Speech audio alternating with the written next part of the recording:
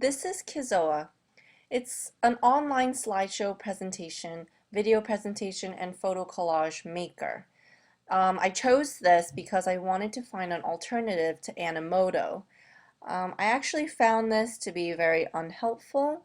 I ran into many issues along the way, especially with editing pictures. If I chose pictures from Facebook, which is an option that comes with Kizao, I couldn't edit it, I couldn't add text to it, I couldn't see the thumbnail for it, and so I ended up not using any Facebook pictures and just downloading or using my own.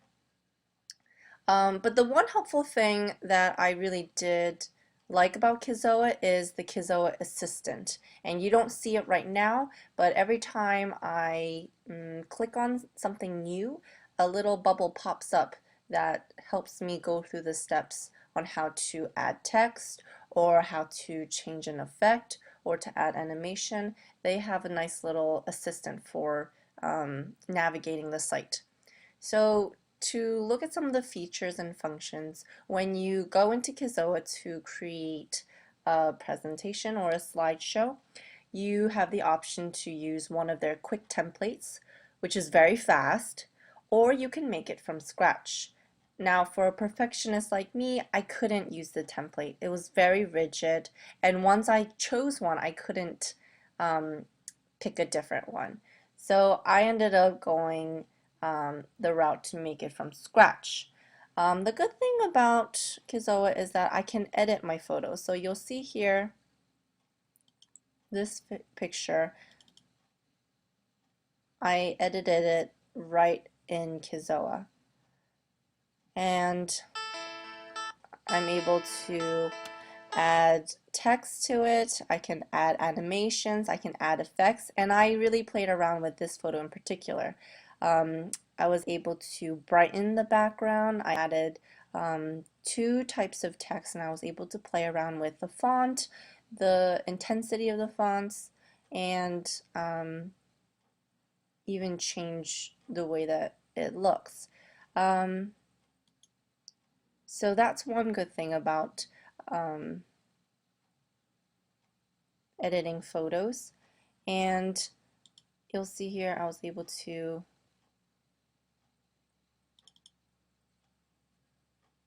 edit onto every photo, and some photos I was able to just add transitioning text.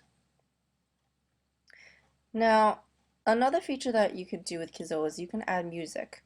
It has a library of music that you can choose from, but it's very limited because I'm using the free version. Even with the text features I can use, there's some free elements, but the really good ones you have to get through premium. You can play around with the transitions to go from slide to slide. You can change your background picture color. I stuck with black, but I could have made it any other color that I wanted to. And at the end of all this, you can save the slideshow. And this is where I ran into the biggest hiccup. I can't save it. See how it says that I can download it in video format, which is what I want, because then this slideshow would be mine. But I can't do it unless I have the premium account. And as you can see, it's quite pricey.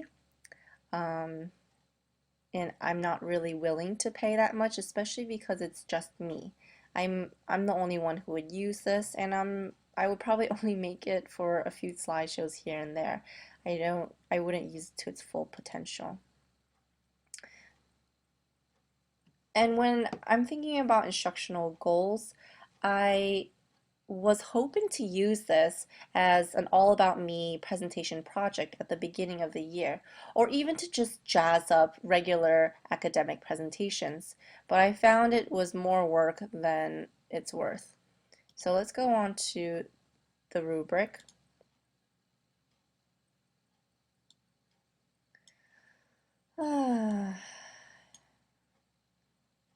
The site did have more than one purpose, instance, I could have made a slideshow presentation or a photo collage or even a video presentation.